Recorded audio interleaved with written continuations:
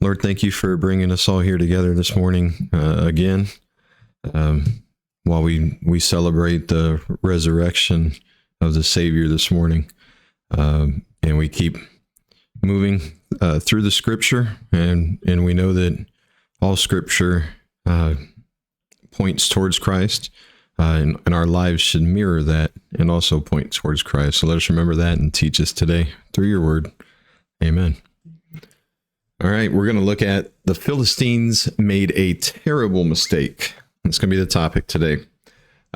We're in First Samuel still. We're at chapter 4, and the Philistines made a terrible mistake. So if we remember how chapter 3 ended, it told us that Samuel was an established prophet, and that everybody in Israel knew that he was an established prophet, even though he was still very young. These next 3 chapters that we're going to study today, 4, 5, and 6, are actually not going to have much to do with Samuel at all. They're going to follow the judgments that we talked about last time on Eli's house and family. And then it's going to cover the semi-judgments on parts of Israel and the judgment of the Philistines, the loss of the Ark of the Covenant. So it's kind of busy in these next 3 chapters, although Samuel won't be much involved. So we'll start chapter 4, verse 1. We'll start with our timeline here. If we remember, so now we're already at the point, so Samuel's born. We are before the point where Saul becomes king. So we're between these first 2 right now, although Saul becoming king is going to come up here next week. So we are very close to that. All right. So chapter 4, verse 1, and we start. And it says, "And the word of Samuel came to all Israel. Now Israel went out to battle against the Philistines, and they encamped at Ebenezer, and the Philistines encamped at Aphek." So if we look on our map, we have Shiloh, the current location of the tabernacle. You see it far north of Jerusalem there. Jerusalem's not the capital yet. That won't happen until David. So Shiloh is more or less the de facto capital. It is where the temple is, so that's going to be considered the capital for now. We see Ebenezer here, which is where the Israelite armies encamped, and then Aphek is where the Philistine army is encamped. So they're not separated by much, and this is where the battle line is going to get drawn to start chapter 4. So if we zoom in, we can see this is the area of there that we're looking at, just this area right here for now. Although we are going to cover all of these routes today. That's all in these next couple chapters. So verse 2, it says, "Then the Philistines put themselves in battle array against Israel, and when they joined the battle, Israel was defeated by the Philistines, who killed about 4,000 men of the army in the field. And when the battle came to the camp, the elders of Israel said, 'Why has the Lord defeated us today before the Philistines? Let us bring the ark of the covenant of the Lord here from Shiloh, so that it may come among us and save us from the power of our enemies.'" So 4,000 Israelites die in this first battle. Seems like a large amount, right? Obviously, they're distraught after a loss like that. So they come, and it doesn't say they cried out to God. It doesn't say they prayed. It just says they came to the camp and they said, "Why has the Lord defeated us today?" So they're just talking among each other, right? There's nothing more than that. They're just asking each other, "Why did the Lord defeat us today? Let us go bring the ark of the covenant of the Lord here from Shiloh." Again, they're not asking to involve God. They just want to take their good luck token. They want to take it from the temple and bring it out to the battle. Otherwise, God's not involved in this at all. In their minds, they just want to bring their good luck charm out to the battle so they can win the fight. Because it doesn't say at the end of verse 3, it doesn't say so that God can come among us and save us from the power of our enemies. It says the ark, right? Let's bring the ark so it may come and bring and save us from the power of our enemies. So the Israelites, they're holding the ark almost as an idol, right? They're thinking that their victory is going to come from them idolizing the ark rather than their victory come from proper worship to God. So this pink route from Shiloh to Ebenezer, that is where they took the ark to bring it to where they drew the battle lines between Ebenezer and Aphek. So they took the ark through that path, they bring it up to Ebenezer. Now it is on the battlefield as well. Their good luck charm. Keep in mind that this is happening. This is still the time of the judges until the first king. So still to the time of the judges. And what do we know about the nation during that time is everybody did what was right in their own eyes. Nobody paid any attention to God's law and what he said. Now he has very specific instructions on the ark, right? Where's it supposed to be at? It's to be in the temple or the tabernacle, right? Who's allowed to handle it? Only, not even all the Levites are allowed to handle it. Not even the priesthood. A very specific family of the Levites are the ones that are allowed to handle it, right? When they were handing out the jobs on who had what jobs, one family had the job of moving the ark around. You know, different people would set up the tabernacle and different people had different jobs. Some of them were the priesthood. One certain group was the ones allowed to move the ark around. And it certainly wasn't to just be taken out to the battlefield. So everybody's doing what was right in their own eyes. And this might have been the last straw for that, because the time of Judges is going to come to an end soon. Verse 4.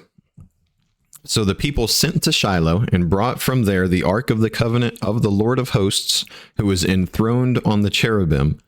And the two sons of Eli, Hophni and Phinehas, were there with the ark of the covenant of God. Okay, we remember Hophni and Phinehas, right? God said something about them. Do you remember what he said? They're both going to die the same day. Eli's about to get judged. Those guys were the ones that brought the ark. Because remember, Hophni and Phinehas were priests. They were terrible priests. They weren't righteous. They didn't serve God, but they did hold the title of priest. And they are the ones that brought the ark out from the tabernacle and brought it to the battlefield. An interesting part we're not going to get into today. In verse 4, the ark of the covenant of the Lord of hosts, who is enthroned on the cherubim, is an interesting thing if we ever want to look at cherubim. Is the plural for cherub. Cherub are the figures on top of the ark with the wings down. Cherub is what Lucifer would have been. I believe he's called a cherub in scripture. So anyways, verse 5, as soon as the ark of the covenant of the Lord came into the camp, all Israel gave a mighty shout, so that the earth resounded, right? So the armies are excited. So this did part of what they thought it would do. They would bring it out. It would rally the troops, having their good luck charm more or less out with them. They rally the troops together. Everybody gets excited, but the ark isn't a good luck charm. Okay. So everybody gets excited, so excited, they give a shout and the earth shakes. All right. Verse 6. And when the Philistines heard the noise of the shouting, they said, "What does this great shouting in the camp of the Hebrews mean?" And when they learned that the ark of the Lord had come to the camp, the Philistines were afraid, for they said, "A god has come into the camp." And they said, "Woe to us, for nothing like this has happened before. Woe to us, who can deliver us from the power of these mighty gods? These are the gods who struck the Egyptians with every sort of plague in the wilderness." So we see that the Philistines know exactly what the ark represents. Okay, so they know who and what that is, kind of. We see that they've said that they learned that it was the ark of Yahweh that came into the camp, but then they said, "A god has come into the camp." So just as the Philistines always do, they consider the Israelite God to be a god, but not the God. He's just one God. They got their own gods. Remember Dagon? We'll look at him a little bit today. So they have their own deities that they worship. They just figure the Israelite God must just be one of those. And they're going to find out today that he's not. But they consider him just one of those. But being a god, any god, even a god, would be more powerful than them. So they're very scared that a god has shown up. They're just not scared enough because they don't understand that the God has shown up. Okay. And that's not because the ark showed up. Okay. Woe to us, they keep saying, these mighty gods. And we see that the Philistines also, what do they attribute to these mighty gods, which we know is just one God? Our God is one, right? But they say that these are the gods who struck the Egyptians with every sort of plague in the wilderness. So if we remember back, when Moses was performing the signs to Pharaoh through God, how does God, or why does God do that? We've been over that a few times. He did it not only to judge Pharaoh and Egypt, he did it to show his power to all of the surrounding nations so that word would get out, right? That was on purpose so that the other nations, and we've seen time and time again, we remember Rahab and other stories, that these other places, they did hear all about this, and they knew about it, and they believed it. And then whenever these Hebrews came towards them, they remembered that story and said, whoa, these are the people that have that God. Okay. So the Philistines know what's going on, and they're worried because now the ark, the symbol, the representation of where that God stays, is on the battlefield against them. So they're scared about that, but they don't turn and run. Verse 9, instead they say, take courage and be men, O Philistines, lest you become slaves to the Hebrews as they have been to you. Be men and fight. So what they're saying is they are worried that this God is now on the battlefield, but they're saying, it's now or never. We have to defeat these guys. Otherwise, we're going to be slaves to them. So what they've actually done by bringing that out is give the Philistines more courage. They've built them up in order to fight off against the ark. They've actually provided courage to the Philistines by doing this.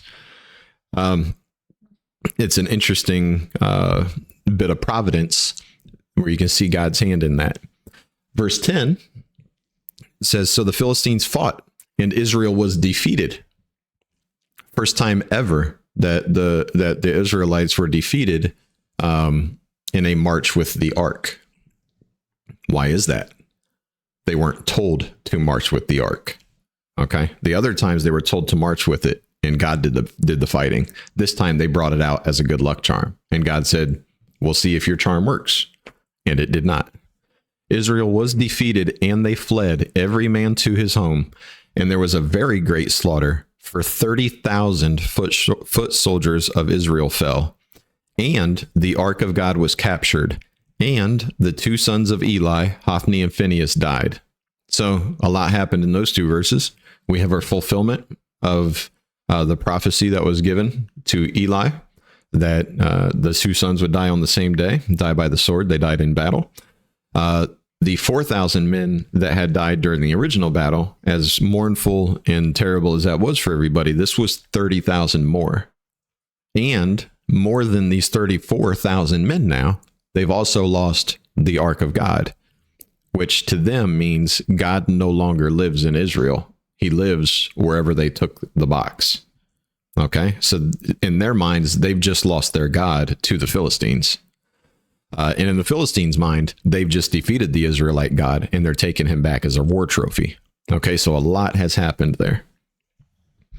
We go to verse 12.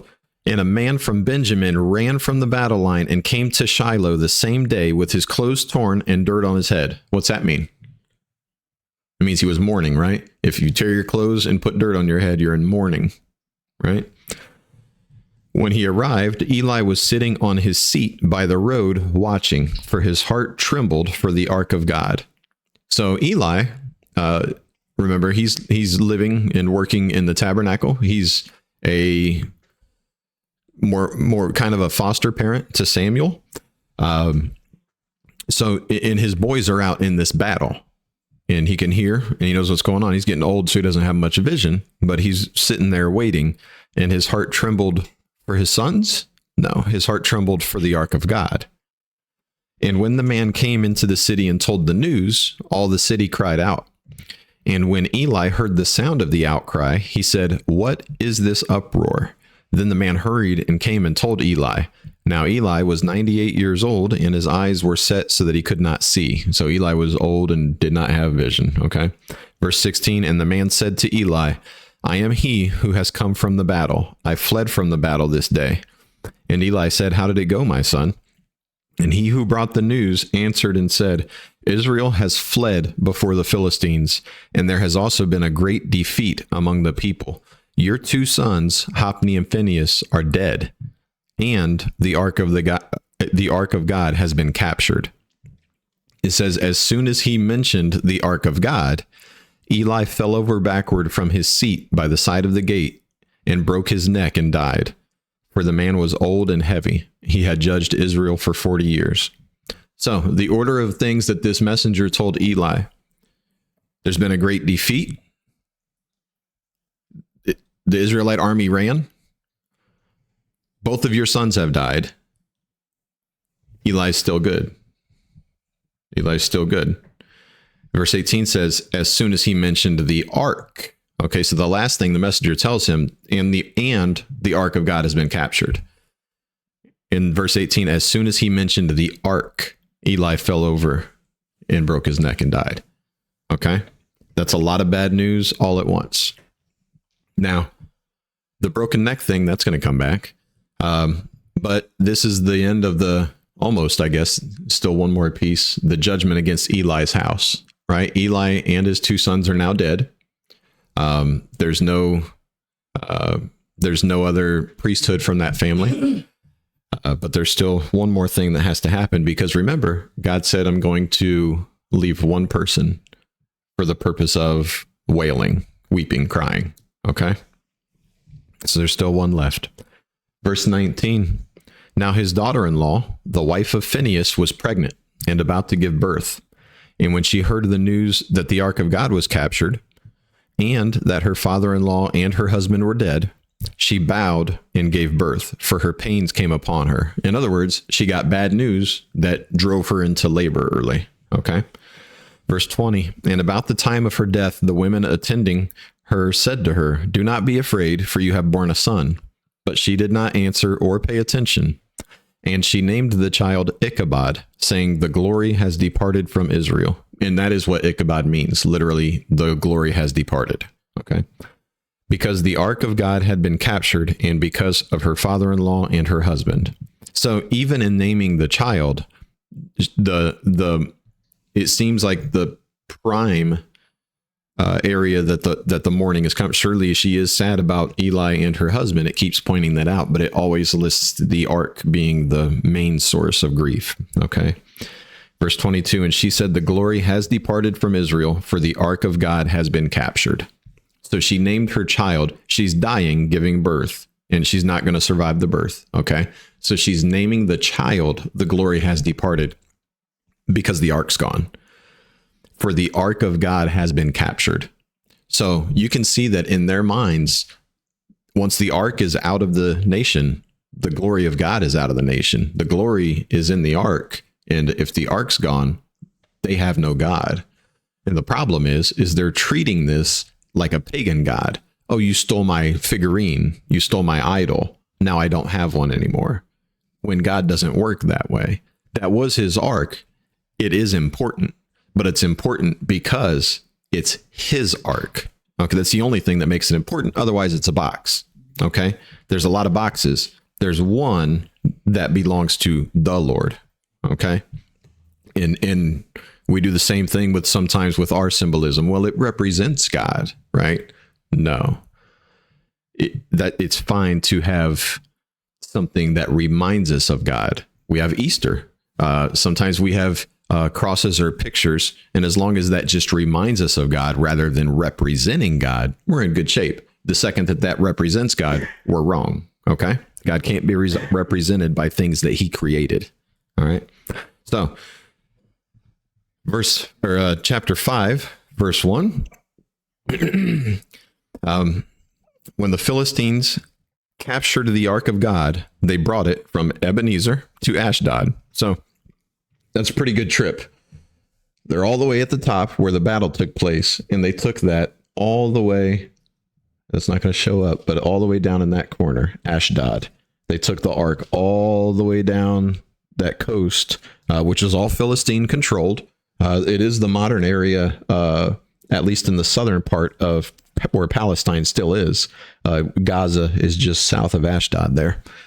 So they took the ark all the way from the north to the south to Ashdod, one of their main bases. You see, they have 5 main cities. They had garrisons in those cities. So they took it to Ashdod. A war trophy, right? The Philistines, the famous Philistine that we know is Goliath, right? The Philistines are war people, and they have some big dudes there.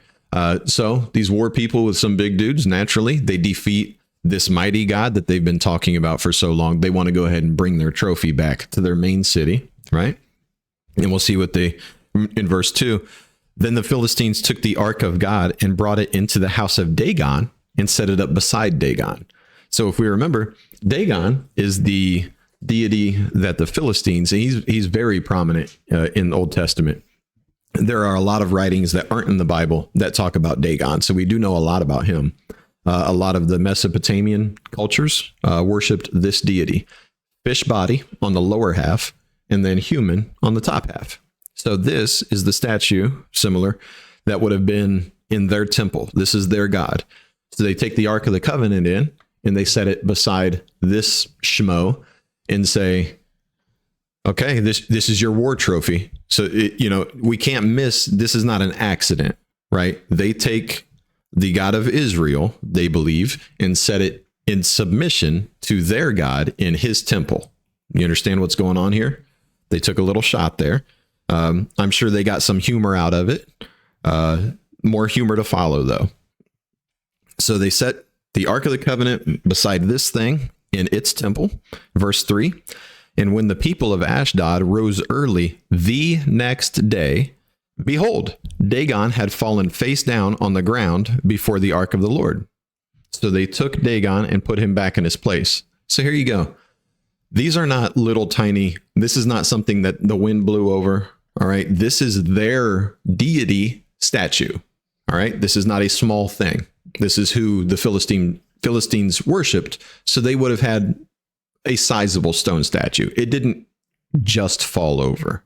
Okay. When they came in the morning and it was falling over, it's because it was put there. Okay. And it wasn't put there by people. It's a funny thing. They set that statue beside the Ark of the Covenant, or rather they set the Ark beside that statue. They show up the next day and that statue's laying on its face beside the Ark. That's funny. So verse 4, but when they rose early on the next morning, right? So they pick him up and put him back in his place. And then the next day they go back again, right? These are consecutive days. The next morning, it points that out. When they go back the next morning, behold, Dagon had fallen face downward on the ground before the ark of the Lord. And the head of Dagon and both of his hands were lying cut off on the threshold. That's the doorway. Cut off. Only the trunk of Dagon was left to him. So again, the next day. So here's the things. They capture the ark. They put it in their temple next to Dagon. The next morning, Dagon's fallen over. Was it an earthquake or something? The ark didn't fall over. So was it a lot of wind? I don't know. Then the next day again, after they stood it back up, the next day again, the statue fell over again. But this time, its head and arms are chopped off. Head would represent power or wisdom, actually. In ancient times, body parts are going to represent stuff. So your head is going to be your wisdom, right? And your hands are going to be your strength. So to cut off an idol, a fake god, to cut off their head would be the Lord saying, there's no wisdom in this statue. Look, I just broke it there. The wisdom's broken off. The arms, there's no power in this fake thing. It's a piece of stone. Look, the arms are broken off. Did it all in the doorway. Okay. And so that we don't think that maybe the Israelites made that up, there's a funny story that comes up even after that. Verse 5, it says, this is why the priests of Dagon, so the pagan priests for the Philistines, this is why the priests of Dagon and all who enter the temple of Dagon do not step on the threshold, the doorway of Dagon and Ashdod to this day. So whenever this was written, they still wouldn't walk there.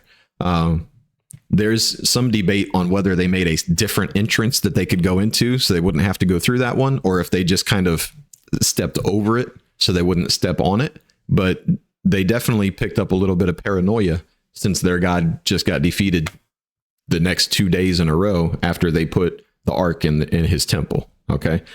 They understand what's going on a lot more than we do. They understand that this is a spiritual fight. And that's what we need to understand. So what happens then? So God, let me rephrase that. The Ark of the Covenant being in Dagon's temple has caused them to understand that things are starting to get weird here. Our deity inside our temple just got attacked twice. Verse 6 says, the hand of the Lord was heavy against the people of Ashdod. That's where they took the ark. And he terrified and afflicted them with tumors, both Ashdod and its territory. Okay. So not just the city, all the land, terrified and afflicted with tumors. Anybody else have a different word there instead of tumors? Some older translations just say hemorrhoids. But he's given them a spanking. He's hurting their butts. But there's more to it than just the tumors, as we'll find out later, because both Ashdod and its territory, this judgment is not, it's very similar to the Egyptian judgments. It's not just on the people, it's also on the land. Okay. So we see, and first thing we're going to say is, how do you get tumors not on people, or hemorrhoids not on people? We'll get to that. So, and they knew, the Israelites and the Philistines, everybody's starting to get the impression this stuff isn't just happening, right? So verse 7, when the men of Ashdod saw how things were, they said, the ark of the God of Israel must not remain with us, for his hand is hard against us and against Dagon, our God. So they know that their God's still getting his butt kicked by Israel's God, even though they think they have him captured, right? Verse 8, so they sent and gathered all the lords of the Philistines. These would be the leaders of the 5 Philistine cities. They gathered all together and said, what shall we do with the ark of the God of Israel? And they answered, let the ark of the God of Israel be brought around to Gath. So they brought the ark of God of Israel there. Now, Gath is over here, headed east towards Jerusalem, but stopping south of Ekron there. Gath, do we know anybody from Gath? That is where Goliath is from. It is still a Philistine city. So the men of Ashdod said, the God of Israel is really attacking us since we have the ark here. Let's move it to Gath. So I don't know if those guys just didn't like their friends over here, because they're Philistines too. And they're saying, you know what, let's get the ark out of here. Let's move it there instead. In other words, let's move the plague to them guys. Right. So that's interesting. They must not have been great friends, but weird. Verse 9, but after they had brought it around, the hand of the Lord was against the city, causing a very great panic. And he afflicted the men of the city, both young and old, so that tumors broke out on them. Okay. New city, same hemorrhoids, right? Now we have 2 cities being afflicted because they've moved the ark to this other city. Okay. Well, so what are they going to do there in Gath? Well, they don't want it now either. Verse 10. So they sent the ark of God to Ekron. But as soon as the ark of God came to Ekron, the people of Ekron cried out, they have brought around to us the ark of the God of Israel to kill us and our people. So still the Philistines, right? Still Philistines. They have moved the ark now to Gath, and then from Gath up to Ekron. And the people in Ekron are saying, why are they doing it to us? They brought the God of Israel here to kill us. So they don't want it either. Verse 11. So they sent therefore and gathered together all the lords of the Philistines and said, send away the ark of the God of Israel and let it return to its own place, that it may not kill us and our people. For there was a deathly panic throughout the whole city. The hand of God was very heavy there, and the men who did not die were struck with tumors, and the cry of the city went up to heaven. Okay, there's a lot there. This last place that the ark went to, it's gone to Ekron now. They don't want it either, so they gather the 5 leaders of the Philistines again, and they say, you know what? Let's just get rid of it. Let's send it back to Israel, so that to its own place, so that it doesn't kill us and our people. We don't need this anymore. Send it back. So all the Philistines agree, we don't want this anymore. You know, they brought it as this trophy and it's done nothing but afflict them. So send it back. But they're making the same mistake that the Israelites made, where they say, send away the ark of the God of Israel and let it return to its own place, that it may not kill us and our people. The Philistines think the ark is what's doing this, right? The Israelites thought the ark was going to win the battle. The Philistines won the battle, stole the ark, and now they think the ark is causing the problems. It is not. The God that owns the ark is causing the problems, okay? The ark isn't killing anybody. The God that owns the ark and is upset about where it's at, he is, okay? And now it says the men who did not die were struck with the tumors or the hemorrhoids, meaning it seems like there's a good amount that died regardless of these. There's something else going on killing people too. So we have the tumors on the people that are living, the hemorrhoids on the people that are living, but there's a good amount of people not even living to get those. They're getting judged out, seems to be quickly. We'll figure out what that is here shortly. There's a lot of thought about that. Seems to be a common consensus. We'll cover that. So they don't want their war trophy anymore. They had it for 7 months. They passed it around their cities. And in doing that, they passed a curse and a judgment on them around their cities. For 7 months, they had it. Chapter 6. The ark of the Lord was in the country of the Philistines 7 months, and the Philistines called for the priests. So they had their own priests, right? Because they had their own temple. They had their own worship system. Okay. The Philistines called for the priests and the diviners, the magic people, and said, what shall we do with the ark of the Lord? Tell us with what we shall send it to its place. Right. So they've decided they're going to send the ark back to Israel because they don't want the curses anymore. And now they're coming up with a plan. With what shall we send it to its place? Verse 3, they said, if you send away the ark of the God of Israel, do not send it empty, but by all means return him a guilt offering. Then you will be healed, and it will be known to you why his hand does not turn away from you. Stop there. It seems like the Philistines understand this part better than the Hebrews, because they're right in this. When you send it back, don't send it empty. Send it back with a guilt offering. In other words, accept that you did something wrong, and then send an apology, a repentance, a guilt offering. Okay. Verse 4, and they said, what is the guilt offering that we should return to him? And they answered, 5 golden tumors and 5 golden mice, according to the number of the lords of the Philistines, for the same plague was on all of you and on your lords. Stop there. Well, actually, let's read verse 5. So you must make images of your tumors and images of your mice that ravage the land, and give glory to the God of Israel. Perhaps he will lighten his hand from off you and your gods in your land. Now we'll stop. So the guilt offering, let's start there. Verse 5 tells us that, well, verse 4 tells us to make it a golden tumors and of golden mice. Yeah. Yes. Yeah. So it is widely thought that this is the bubonic plague. And this is why. So in pagan cultures, in order to get rid of something or to get rid of a curse or something like that, you made an image of it. Right.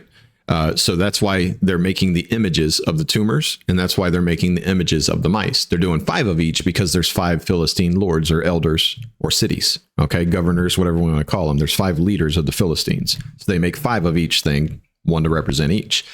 But they make mice and they make tumors. We know what their bodies are being afflicted with, so we understand the tumors. But mice are what are afflicting the land. And what's spreading the disease, what's destroying their crops. This is what's destroying their lands. And as we know, the bubonic plague spread by mice and took out a lot of people. And it's widely believed that this is part of that. So the mice, the tumors, they make of gold, they want to send back. They make the images. And it says, and give glory to the God of Israel. We have pagan priests of Dagon, telling the Philistines, listen, part of this guilt offering is give glory to the God of Israel. Okay. So they, while not having things figured out very well, do know that. You better do that. Okay. Perhaps he will lighten his hand from off you and your gods and your land. So understand what all this means. The priests of Dagon know, they know for a fact that the God of Israel is a stronger God. So whether they consider Dagon their God, and they do, they acknowledge that there is a God higher. Okay. What the Israelites know is there's not a God higher than the God of Israel, than Yahweh. The Philistines, there's just one of, however many gods there are. So, but now they understand that even though they consider Dagon and the God of Israel both gods, now they know that there's a hierarchy there. Okay. And that his hand, the God of Israel's hand, is afflicting not only the Philistine people, but their gods and their land. And that is happening. They are correct. So destroying all the crops, killing the people. No wonder they want to get rid of this. Verse 6, still the pagan priests talking. Verse 6, why should you harden your hearts as the Egyptians and Pharaoh hardened their hearts? After he had dealt severely with them, did they not send the people away and they departed? Right? So they know exactly where they're at in the timeline. They said, look, we've seen something like this happen before. We talked earlier that they had known for quite some time, generations, about the stories of what happened when God brought the Hebrews out of Egypt, right? And the plagues and how Pharaoh was judged and hardened his heart, and it cost them a lot. And they're saying, why do we want this to happen to us? Don't harden your hearts. And they're right again on that, because they had that option. They could have said, no, this is our trophy. We're just going to keep it. And then we would never even have heard of Philistines, because God would have judged them off the map. Okay. So they are correct, that they know what's going to happen next if they don't return the ark. Okay. So verse 7, they've decided this is a for sure thing. We have to do this. So verse 7, now then take and prepare a new cart. Okay. So they're trying to even follow rules. Take and prepare a new cart and 2 milk cows. Milk cows are not what you pull a cart with. Milk cows are where you get milk from. Okay. Take 2 milk cows on which there has never come a yoke. That means they've never pulled anything. The yoke goes on the neck so they can pull it, right? And yoke the cows to the cart, but take their calves home away from them. Okay. And take the ark of the Lord and place it on the cart and put in a box at its side the figures of gold, which you are returning to him as a guilt offering. Then send it off and let it go its way. And watch, if it goes up on the way to its own land, Beth Shemesh, then it is he who has done us this great harm. But if not, we shall know that this is not his hand that struck us, and it happened to us by coincidence. So to kind of unravel what it's saying there, they took 2 milk cows that would not have been pulling a cart ever. They took a brand new cart. They hooked the milk cows to the cart. Both of these cows had recently given birth, so they had calves.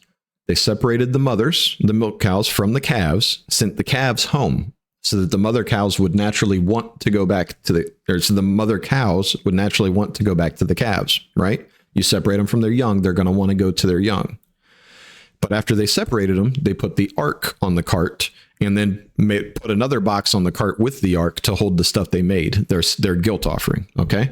And then they give the cows the choice.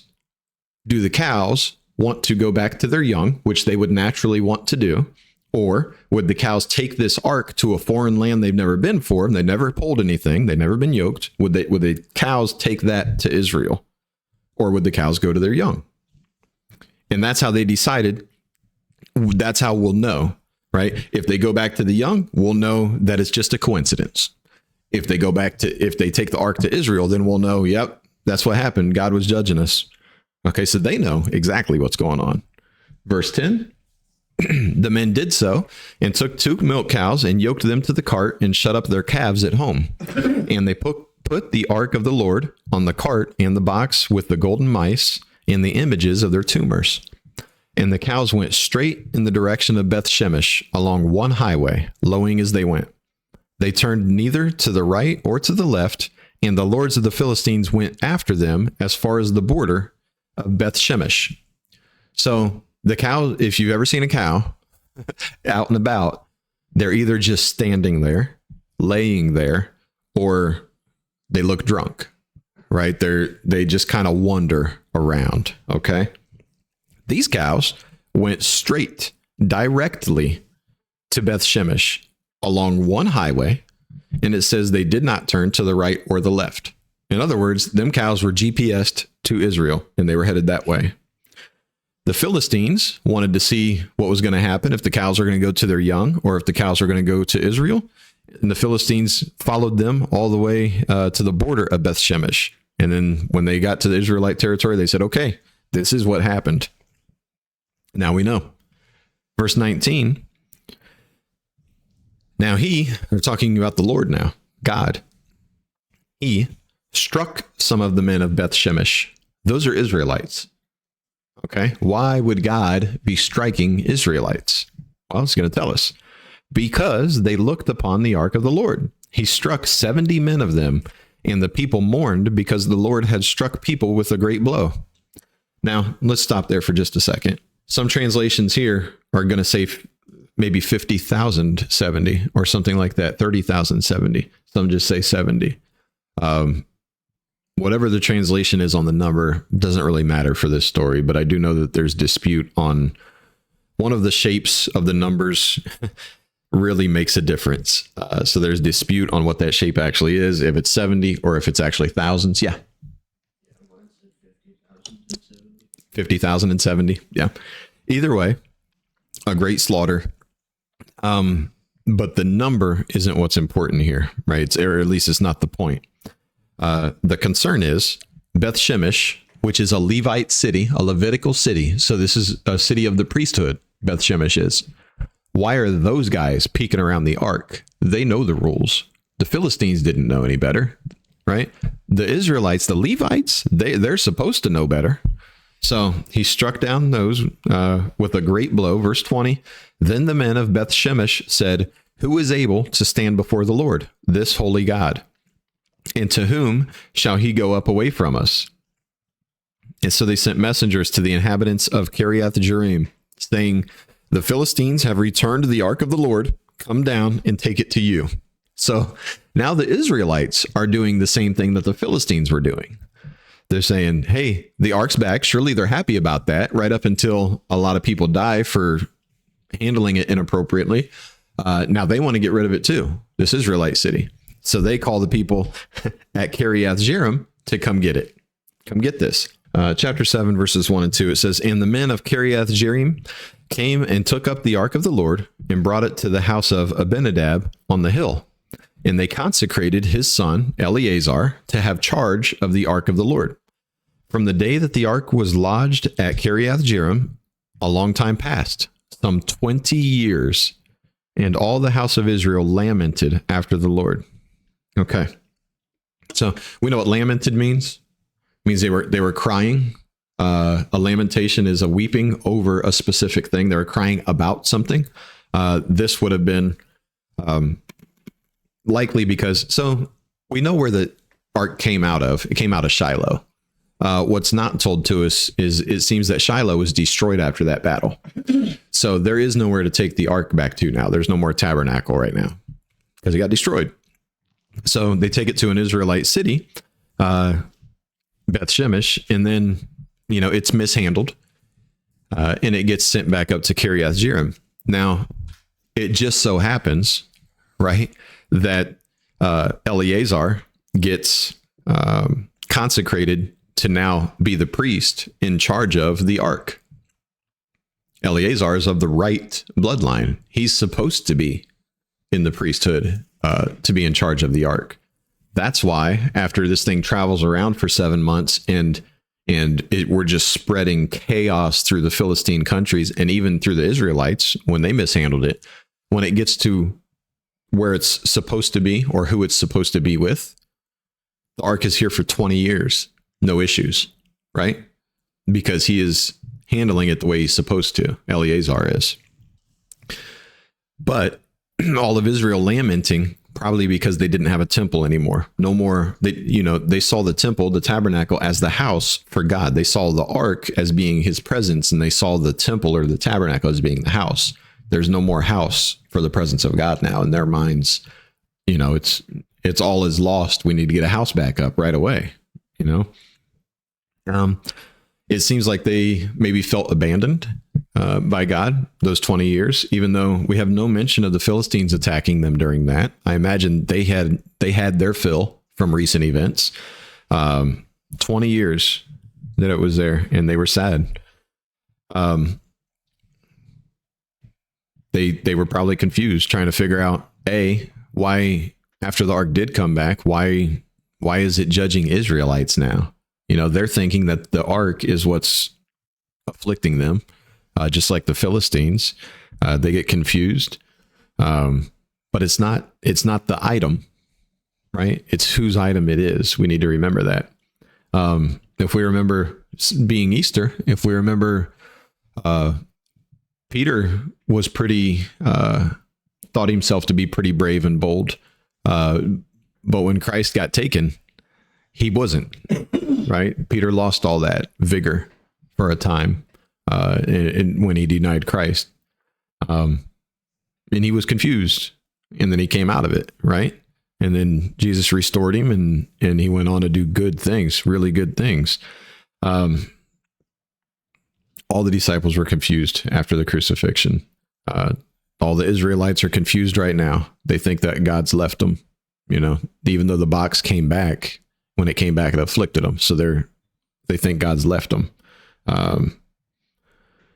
When the disciples thought that God left them, when they thought the Messiah left them, they were confused. And for a few days, they were distraught, right? They sat around, they stayed inside, they were scared. They thought that, they thought the government was coming to get them, like it did Jesus. And then they thought, all is lost. We put our whole lives into this belief that Jesus was the Messiah, and now they've killed him. So what do we do now? Right. And then what? Right. And then he's risen. We thought we had it all figured out. And then we thought everything was lost. And then we realized we didn't have any control over any of that, in that he's risen.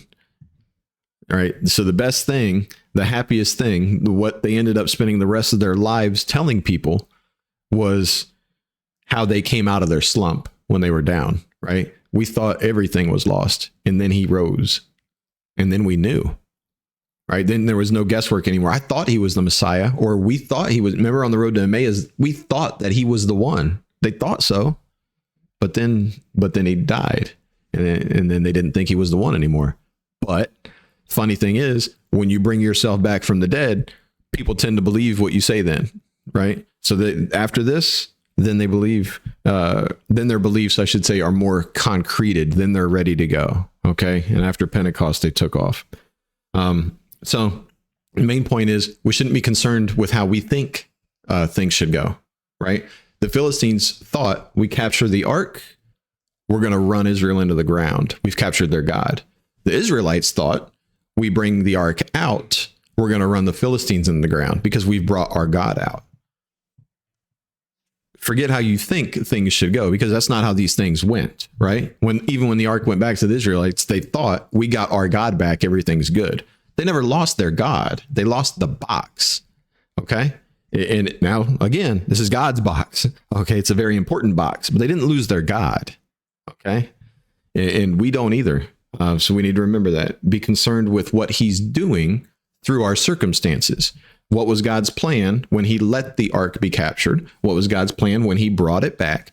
What was God's plan when he put himself on a cross? What was God's plan when he brought himself back? Right? So it's about what God's plan is, not what we think it is.